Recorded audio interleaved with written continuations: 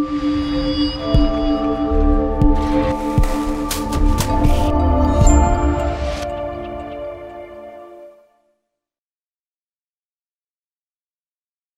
to the final part 4 of tonight's program on Opportunity Zone Meetups. We have been discussing different ways of matching investment dollars with Opportunity Zone projects. In this last step, we're going to talk about what else we might do, what hasn't been done, things that may be on the drawing board for consideration that would make it easier, quicker, faster to get the right funding with the right project, so we can all remain working on the project instead of spending our time trying to raise funding. So towards this, there are some options we have here. One is do nothing. I always try to remind people that your biggest competitor is not the person down the street. It's just nothing ever happens. Right now, I think that we have a large enough need that we can come up with some better solutions, and we'll try to figure out what those are. One may be to try to improve upon something that already exists. So we might talk to AngelList or some of these other systems or platforms and see if they'll add a data file or a data field rather that would be appropriate for Opportunity Zones, or even breaking it down, maybe going back to the state and saying, yes, we understand you can't put financial information in here, but if you would add the following categories, this would make life better for everybody. So I'm going to talk to Janet Persky about that and see what she may be able to do at the state site. And the other is maybe do something from scratch, meaning come up with something new that doesn't exist yet, and do this as a particular tool specifically to help us with Opportunity Zones or for one of their stakeholders who have an interest in this. So I'm going to bring to your attention one of the options I've been looking at for both hemp projects I'm working on right now and for Opportunity Zones is to buy something that's off the shelf that has a matching function built into the software already. And this company is out of Australia. They have a particular module called C-Nixion. I don't know why, but this is created, and I found it 2 years ago. They were a much younger company, fewer success stories under their belt, but it's like a dating function. If you go out online, put in matchmaking, 80% of the stuff you're going to come up with is going to try to find you your perfect love, and that's all good, but it may not get you the funding you're looking for.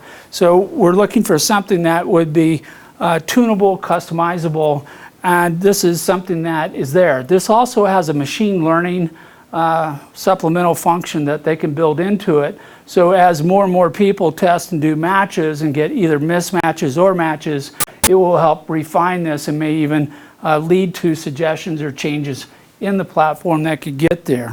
And this is a relatively low dollar entry for the basic, but it has to be customized, and as a customizable platform, ongoing fees, maintenance can get very expensive. And but all in all, for the right person, right company, or right collaboration of companies, this may make sense to do something along this particular line. So I'm throwing it out as an example of something that might be done that would lead to a better capability of doing matching out there, so our life gets easier. And that's the only suggestion I have. So any other suggestions that anybody wants to share or talk about, or what might be done, because generally I think we're going to need to do something. We have too many people calling around, spending a lot of time and still not getting where they want to go, and the clock's ticking on all this. This is not like a classical angel investment where the angel investor go home, never make an investment, or you'll have an angel fund that says, yeah, we made 2 investments this year, and that's all we did. And we have left 5,000 people standing on the street looking for money.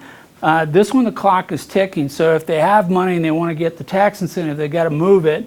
And they want to look at, they want to find the deals quickly because they still have to do due diligence. They still have to verify this is who they want to work with.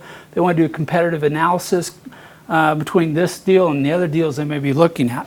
So any other suggestions or comments? Yes, Greg. I guess a follow on based on what I was saying earlier get to know your economic development director. Let them know you have a project. Like I said, I'm fielding calls that I'm not even seeking. They're just coming into my office. So there's money out there. People are trying to find ways to spend it. Give a call to your local EDC.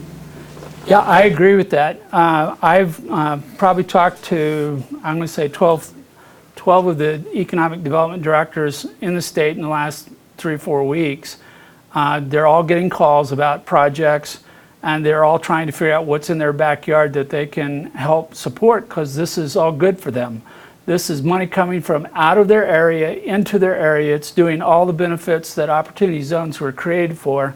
And so you have personal networks, get to know all your EDCs, get to know the economic development groups in the state or your local regional area. Some of them still don't know about Opportunity Zones. I find it interesting, but I'm still having those conversations. But those that do are going to have a list, and they can help shortcut this by trying to do their own matching. But when you talk to the EDC, please bring a data sheet on who you are, why you're there, what you may meet as far as investor criteria, because if he says, yes, I got 5 somethings, and I'm not sure the size or the dollar amount or whatever, he can't communicate well for you. And better yet, if you give him like a 1 or 2 pager that's in a PDF, so he says, I can post these up on my site, or I can just send you everything in my box, that I have, then you can do the sorting and sifting if you're the investor, and make it easy for him to be the intermediary, the communicator for whoever's out there. I get into situations where people go, what is it? I go, I can't explain it. They go, well, I'm not going to invest. I go, I know. I just trying to say I can't explain what it is. There's not enough data on it. The real estate is fairly simple. What we're seeing now is with the new rules that came out in April, that the businesses are going to start picking up momentum as being a source of funding, direct funding, as people are more comfortable now that they can get the money in without the business disqualifying itself. And then my anticipation is later this year, and we're already seeing a little bit of it, but over the next year to 2 years, we're going to see more communities with projects that are by definition low ROI, but massive impact for the communities. And they're probably going to have to do some interesting funding combinations in order to make those work. And those will be even harder to describe. And it'll be less likely an outside investor is going to look at those unless it's a social cause-oriented type of a thing where they want to do housing or they want to do environment or veterans or any number of other reasons why somebody would place money to work. So anything else anybody wants to suggest? Okay, if not, thank you for coming tonight. I appreciate your being here. You'll get the slide deck in a couple days if you're a member of this organization, because I can't mail it to people I don't know. We will follow that with the video and the guidebook as soon as Nate's done with it. So everybody hold Nate accountable if you don't get it soon. Okay, thank you.